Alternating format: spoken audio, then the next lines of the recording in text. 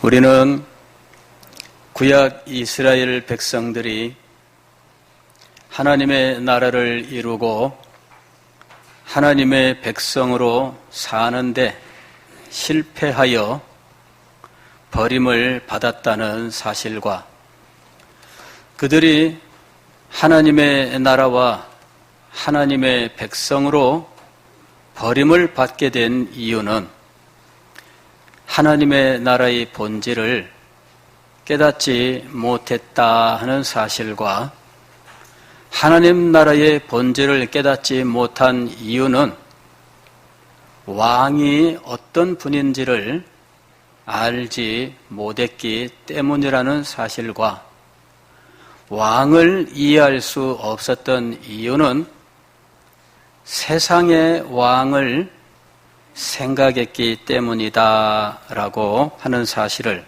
함께 생각을 했습니다. 즉 하나님의 일을 생각할 때 사람의 원리로 사람의 이치로 생각했기 때문에 그들은 결코 하나님을 알 수 없었고 하나님께서 우리의 왕이라고 하는 사실을 깨달을 수 없었다는 것입니다. 왕을 알지 못하니 나라를 이룰 수 없고 그들은 그 나라의 백성으로 살아갈 수 없었던 것입니다.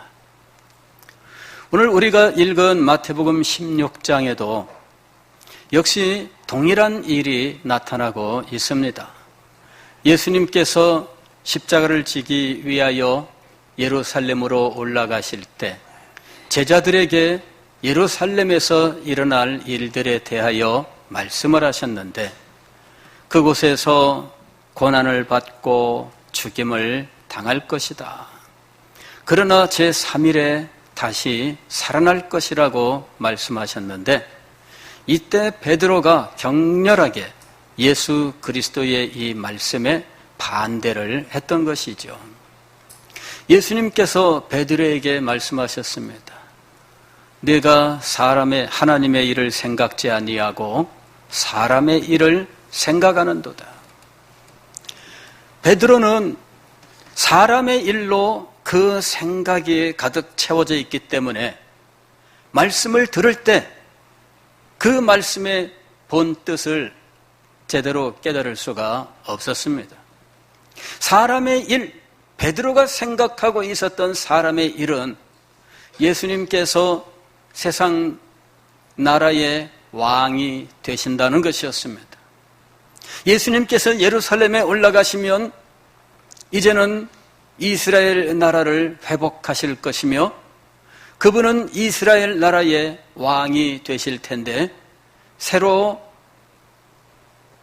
이루어지는 이스라엘 나라에서 자기들은 한 자리를 차지하는 대신들이 될 것이라고 생각했습니다. 예수님을 모시고 살았던 이유는 세상 영광을 얻기 위한 것이었다 하는 것이 드러난 겁니다.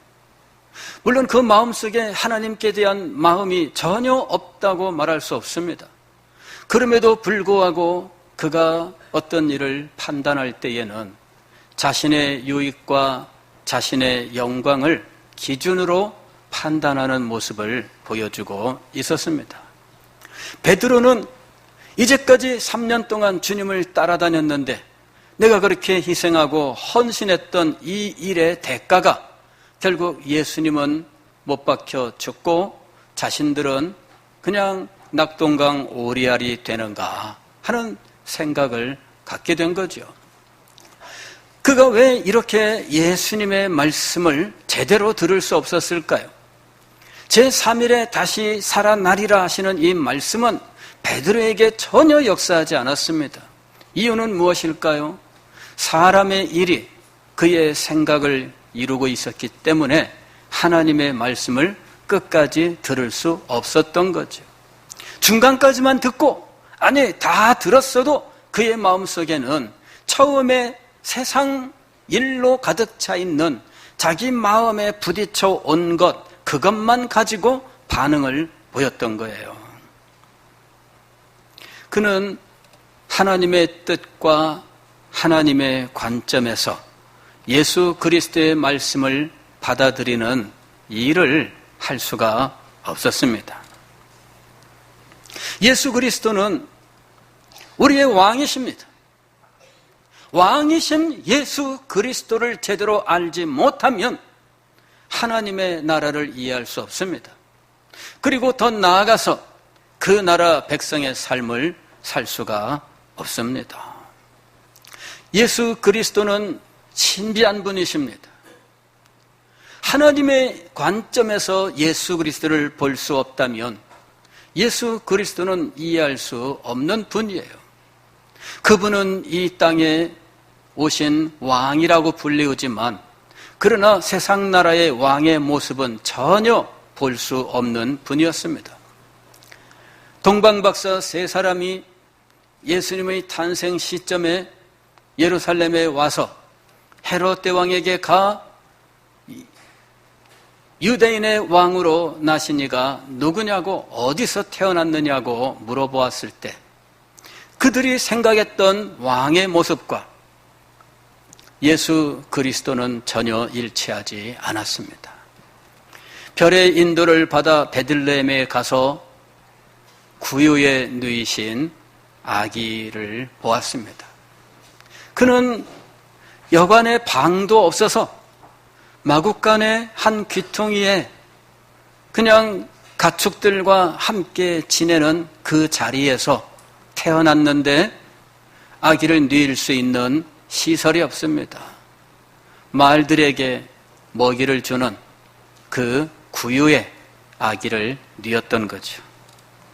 예수 그리스도는 이해할 수 없습니다. 세상의 눈으로 이분을 보면 아무도 이분이 왕이라고 하는 사실을 알 수가 없습니다. 더구나 이분이 자기 백성을 위하여 십자가에 매달려 죽으신다는 사실, 누가 이것을 이해할 수 있겠습니까? 그러나 성경은 이것이 하나님의 크신 뜻이었다 하는 사실을 가르치고 있습니다. 이것은 이미 창세 전에 성부와 성자 사이에 이미 충분히 말씀을 나누고 서로 언약한 일이었습니다. 그래서 성자는 기꺼이 자기를 비워 근본 하나님의 본체시나 하나님과 동등됨을 취할 것으로 여기지 아니하시고 종의 형체를 가져 육신을 입고 이 땅에 오셨습니다. 더 나아가서 죽기까지 하나님의 큰 뜻에 복종하셨던 것이죠. 이 영광의 왕은 자기를 낮추신 분이었습니다. 우리는 그리스도를 이야기할 때 그리스도의 낮아지심을 먼저 이야기합니다. 하늘 영광 보호자를 버리시고 육신을 입고 이 땅에 오신 영광의 하나님. 그러나 이 세상에서도 사람들에게 가장 찬양을 받는 위치에 오신 것이 아니라 그저 보잘것없는 자그마한 땅에 그곳에서도 축사에 자기 집도 아닌 곳에 오셨던 거예요. 누가 이분을 왕이라고 생각했을까요? 누가 이분이 우리의 구주라고 믿을 수 있을까요? 누가 이분이 온 세상 만물을 창조하신 분이라고 생각할 수 있겠습니까? 아무도 생각할 수 없습니다. 철저하게 자기를 비우신 분이 바로 우리의 왕이신 분입니다. 그리고 그 왕이 자기 나라의 본질에 대해서 말씀하셨던 거지요. 누구든지 나를 따라오려거든 자기를 부인하고 자기 십자가를 지고 나를 따를 것이니라. 백성들은 왕을 따라가요. 백성들은 왕을 닮아갑니다. 이것이 우리 주님께서 말씀하신 말씀의 내용입니다. 하나님께서 우리를 구원하셨을 때 하나님의 구원의 목표도 그리스도를 닮는 것이었습니다. 로마서 8장 29절 말씀을 보면 하나님이 미리 아신 자들을 또한 그 아들의 형상을 본받게 하기 위하여 미리 정하셨으니, 그 아들의 형상을 본받기 위하여. 하나님이 우리를 구원하실 때 우리를 아시고 우리를 예정하셨는데, 그 목적은 아들의 형상을 본받게 하는 것이었어요. 갈라디아서 4장 19절 보면 사도 바울의 사역의 목적도 이것이었습니다. 나의 자녀들아, 너희 속에 그리스도의 형상을 이루기까지 다시 너희를 위하여 해산하는 수고를 하노니. 사도로서, 말씀 사역자로서, 영혼을 구원하고 인도하는 자로서, 하나님의 말씀의 교사로서 그가 가진 목표는 그리스도의 형상을 성도들 속에 이루는 것이었어요. 이 목적을 우리가 분명히 알아야 되는 것입니다. 로마서 15장 5절을 보면 사도 바울이 기도할 때 성도들을 위한 기도 속에서도 그리스도를 닮는 것을 목적으로 하여 기도하고 있습니다. 이제 인내와 위로의 하나님이 너희로 그리스도 예수를 본받아 서로 뜻이 같게 하여 주사. 그리스도를 본받아, 이것이 우리의 삶의 목적입니다. 이것은 하나님의 뜻이고 사역자의 목표예요. 여러분을 위한 기도 제목입니다. 그리스도를 본받아 살아가는 것, 바로 이것이 구원의 목적입니다. 그리고 이것이 하나님의 백성의 삶의 모습입니다. 이로 인하여 이 땅에 왕의 영광이 나타나고 하나님의 나라가 온전히 이루어지는 거예요. 그리스도인들이, 즉 하나님의 나라 백성들이 그리스도를 본받을 때 먼저 어떤 모습을 본받아야 하느냐? 첫째, 그리스도의 낮아지심을 본받아야 합니다. 그리스도는 하나님의 큰 뜻을 사랑했고 그 뜻을 이루기 위하여 자기 자신을 그 뜻에 순종시키셨습니다. 이것이 그리스도의 모습이에요. 하나님의 큰 뜻을 알고 그 뜻을 사랑하고 그 뜻을 이루기 위하여 자기를 비워 죽기까지 순종하셨어요. 이것이 그리스도의 낮아지심입니다. 그리스도의 낮아지심 때문에 우리의 구원이 이루어진 거예요. 그리스도의 낮아지심 때문에 잃어버린 하나님의 백성들을 회복할 수 있었던 것입니다. 그리스도의 낮아지심이 있었기 때문에 하나님의 큰 뜻이 이루어질 수 있었던 것입니다. 그리스도의 낮아지심이 없었다면 아무런 일도 이루어질 수가 없었습니다. 하나님께서 우리를 구원코자 아무리 계획을 세우셨더라도, 하나님께서 우리를 아무리 사랑하셨더라도 그리스도의 낮아지심이 없었다면 우리에게는 아무런 일도 일어나지 못했던 것입니다. 그리스도께서 낮아지셨기 때문에 우리에게 하나님의 놀라운 일들이 이루어질 수가 있었던 거예요. 하나님의 큰 뜻이란 무엇일까요? 이것은 하나님의 구원의 계획입니다. 그리고 이 구원의 계획을 역사 속에서 하나하나 실현시켜 나아가시는데, 이것을 우리는 하나님의 경륜, 하나님의 경영이라고 이야기를 해요. 하나님께서 모든 일에 계획을 세우시고 그 모든 일들을 하나하나 집행해 나가시는데 모든 것이 하나님의 뜻대로 이루어지는 것입니다. 그런데 이 하나님의 뜻을 알고 이 하나님의 뜻에 순종하는 사람들을 통해서 하나님의 뜻이 역사 속에 나타나는 거예요. 이 모든 일들을 가능하게 하기 위해서 그리스도께서 자기를 비워 낮아지셔서 하나님의 크신 뜻을 이루셨고, 이제는 교회와 모든 성도들에게 그리스도를 본받아 하나님의 뜻을 지상에 이루어 나가게 하신 것입니다. 그러므로 우리가 그리스도를 닮아서 그리스도의 낮아지심처럼 우리도 역시 낮아지는 자리에 갈 수 있어야 됩니다. 그래야 하나님의 나라가 이루어지는 것이지요.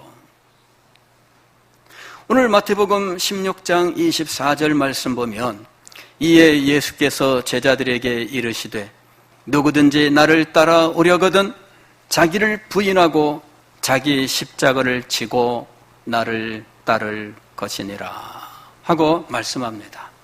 여기서 자기를 부인하고 라고 하는 말에 주목해야 돼요. 예수님께서 하나님의 뜻을 이루기 위하여 자기를 비우셨다면, 그리스도를 닮아 하나님의 뜻을 이루기를 원하는 사람들은 자기를 부인해야 된다 하는 것입니다. 이것이 그리스도를 닮는 거예요. 자기 부인의 이 일은 하나님의 구원의 은혜를 입은 사람 속에서 자연스럽게 일어나는 것이에요. 자기를 비워, 자기를 부인하고, 이것이 바로 하나님의 구원을 받은 사람이 가지는 마음의 모습이에요. 칼빈은 우리의 구원에 대해서 이야기한 후에 구원받은 하나님의 백성들의 삶을 이야기할 때 자기 부인의 삶으로 이야기를 합니다. 자기 부인의 삶이 그리스도인의 삶이라는 거예요. 그리스도인은 어떤 사람들이냐 하면, 이게 부인당하는, 자기 부인할 때 이 자기라고 하는 이것이 아무 쓸데가 없는 사실을 철저하게 깨달은 사람이라는 거죠. 그가 그리스도인입니다. 자기 부인할 때 이 자기는 죄인의 본질이에요. 이 자기를 가지고는 구원을 이룰 수 없습니다. 이 자기를 가지고는 하나님의 뜻을 이룰 수가 없습니다. 우리가 받은 구원은 철저하게 이 자기를 부인하는 것으로 이루어져 있습니다. 우리가 구원을 받되 믿음으로 말미암아 구원을 얻습니다. 그런데 이 믿음은 하나님의 선물이에요. 왜 하나님께서는 우리에게 속한 믿음이 아닌 선물로 주신 믿음으로 말미암아 구원을 얻게 하셨을까요? 이는 너희로 자랑치 못하게 하려 함이라. 자랑치 못하게, 이것이 무엇이냐면 자기 부인이에요. 그래서 십자가를 사랑하는 사람은 세상을 사랑하지 않아요. 자기를 자랑하지 않아요. 자기 부인이 철저하게 우리의 삶의 근거가 되는 것입니다. 이 자기 부인을 확실하게 하기 위해서는 우리의 구원이 어떻게 우리에게 임하게 되었는지, 그 구원을 이루시는 하나님의 크신 뜻이 무엇인지를 알아야 합니다. 우리의 구원은 우리의 행위로 혹은 우리의 공로로 이루어지지 않습니다. 우리가 구원을 얻기 위하여 하나님 앞에 값을 치를 수 없습니다. 철저하게 우리의 구원을 위한 모든 일들은 하나님께서 다 베푸신 것들로 이루어져 있습니다. 구원의 계획도 하나님이 세우시고, 이 구원을 위한 모든 사실들 준비를 하나님이 하셔요. 그리고 그리스도와 하나님이 언약을 맺으시고, 그리스도는 우리를 사랑하시되 자기를 우리를 위한 대속물로 주시기로 약속을 하셔요. 하나님은 그리스도를 우리의 죄값으로 받으시되 그를 지극히 높이시기로 약속을 하셔요. 그리고 죄인들은 예수님을 자기의 구주로, 자기의 중보자로 인정하고 믿는다면 그의 죄값을 용서하시고 하나님의 자녀, 하나님의 백성이 되게 하십니다. 이 모든 것들을 하나님께서 세우시는 거예요. 그리고 이 모든 일들을 하나님께서 이루어 가십니다. 심지어는 믿음이라고 하는 우리 마음속에 작용까지도 하나님의 성령께서 역사하셔서 새로운 마음을 주셔서 예수 그리스도를 구주로 믿게 하시는 거예요.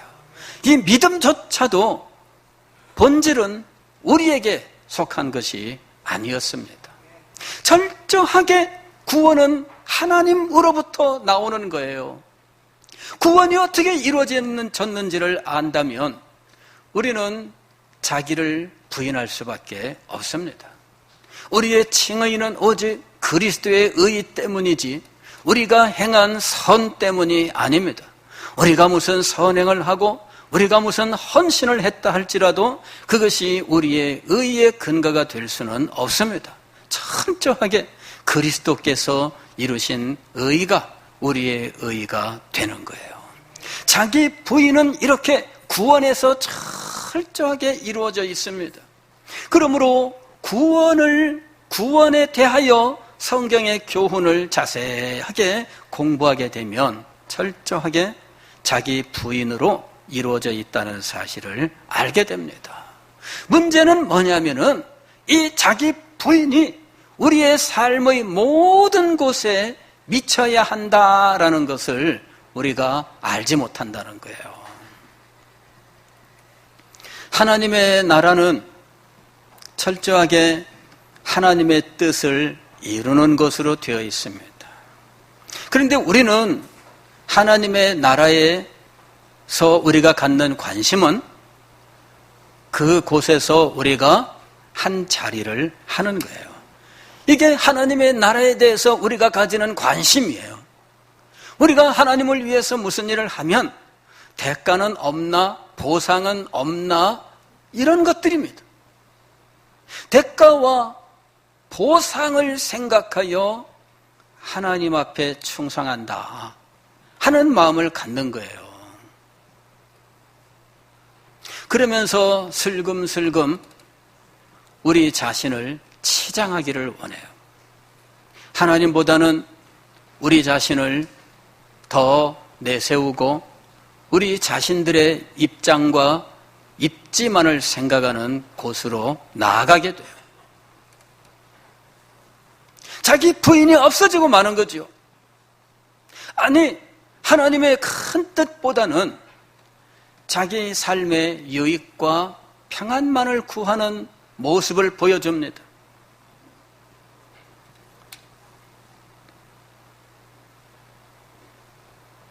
우리가 하나님 나라 백성의 삶을 생각하려면 크게 두 가지를 생각해야 됩니다. 하나는 하나님의 큰 뜻이에요. 하나님의 큰 뜻. 두 번째는 우리의 성품이에요. 우리의 성품. 그 나라 백성의 그냥 소소한 일상의 삶이에요. 이 두 가지가 있어요. 두 가지가 있어요. 하나님의 나라가 이 땅에 이루어지는 큰 그림이 있다면 그 그림 속에 살아가는 우리의 일상생활이 있어요. 이 두 가지를 우리가 다 알고 이 두 가지를 잘 균형 있게 조화를 시켜야 돼요. 이 조화가 깨어지면 우리는 그 나라의 백성의 삶을 살 수가 없어요. 이것을 말씀을 드리려면 우리가 이해할 수 있도록 말씀을 드리려면 현재 우리 주변에서 일어나는 일들을 생각하지 않을 수 없습니다.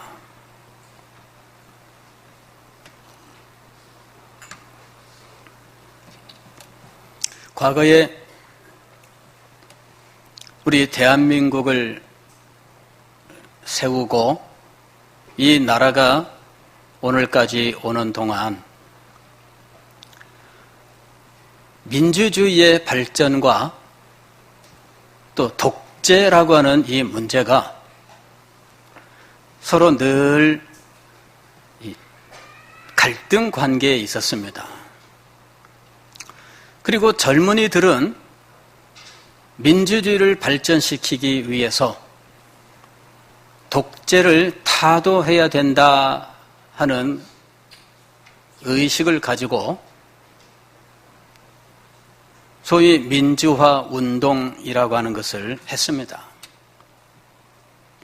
저는 그런 것들은 긍정적이고 타당하다고 생각을 해요.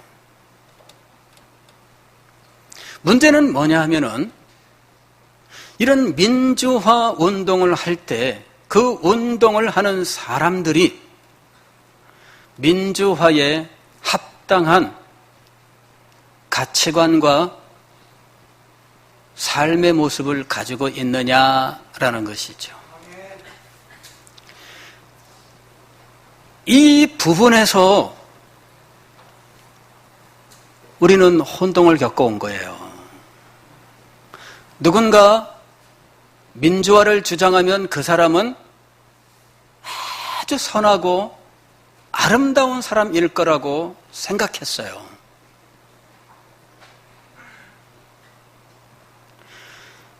그런데 막상 세월이 흐르고 뚜껑이 열렸을 때 그렇지 않은 모습을 보게 된 거예요. 그러면서 개혁의 대의를 이루기 위해서 내게 있는 이 작은 결점은 말하지 말라 하는 상황이 되었습니다.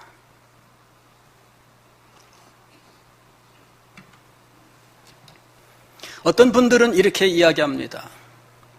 누구나 다 결점을 가지고 있기 때문에 이젠 더 이상 결점을 말하지 말자.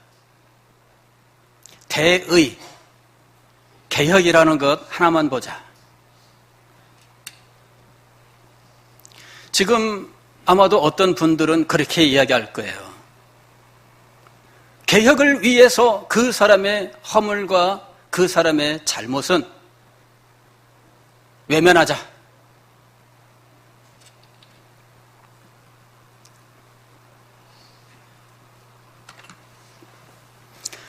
세상 정치 이야기를 하려고 하는 것이 아닙니다. 그리스도인들이 그 상황에 처해 있다는 걸 말씀드리려고 하는 거예요.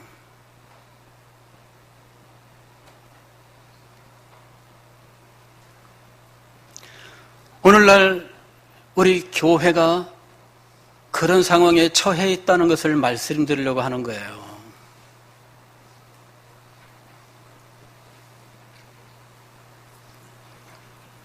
어떤 사람들은 큰 뜻이 무엇인지 관심이 없어요. 그냥 하루 벌어 하루 먹고 살아가는 문제에만 관심을 가져요. 조금이라도 더 벌기 위해서 다른 것은 아랑곳하지 않아요. 어떤 사람들은 입에다가 큰 뜻을 달고 살아가는데 그 큰 뜻에 어울리는 삶은 없어요. 예전에 글쎄요, 예전까지 가야 될까요? 지금도 똑같겠지요. 정치하는 사람들 입에다가 국가와 민족을 달고 살잖아요. 오늘 저는 우리 교회를 봅니다. 하나님의 영광을 입에 달고 살잖아요. 하나님의 나라 달고 살잖아요.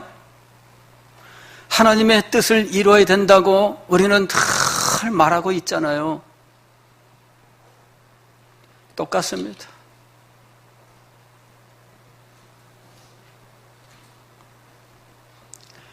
입으로는 무엇을 못합니까?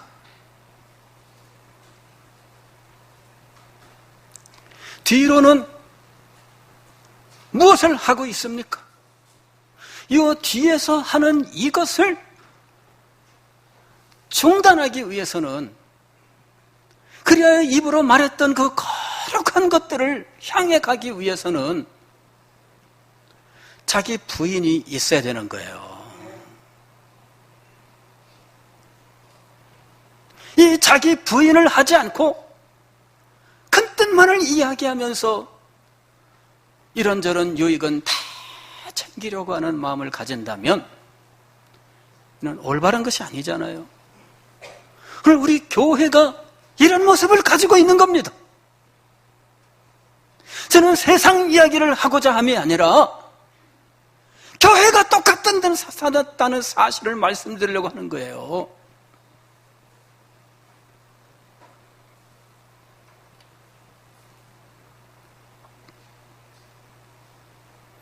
하나님의 나라에 대하여는 마음이 없는 사람들도 있어요. 그건 난 모르겠다. 그냥 내가 오직 은혜만 받으면 된다. 근데 그가 생각하는 은혜는 무엇일까요? 그가 바라는 은혜는 도대체 무엇일까요? 마음의 변화가 없어요. 성품의 변화가 없어요. 자기를 부인하는 하나님께서 구원의 과정에서 철저하게 배제했었던 이 자기, 그것을 버릴 줄 몰라요. 시기와 질투와 불평과 불만과 원망과 온갖 악한 것들을, 이런 것들을 버리지 못한 채 살아가고 있잖아요.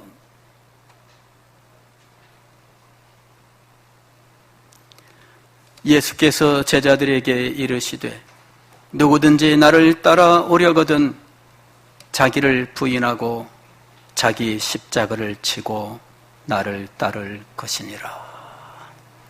십자가라고 하는 거룩한 것을 지기 위해서 먼저 필요한 것은 자기를 부인하는 거예요. 자기 부인이 없으면 십자가를 질 수 없습니다. 하나님 나라 백성들이 그리스도를 바라볼 때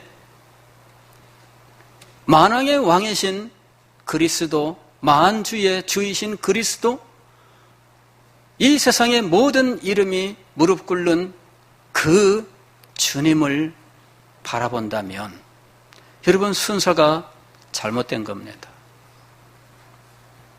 순서는 그리스도의 자기 비우심부터예요.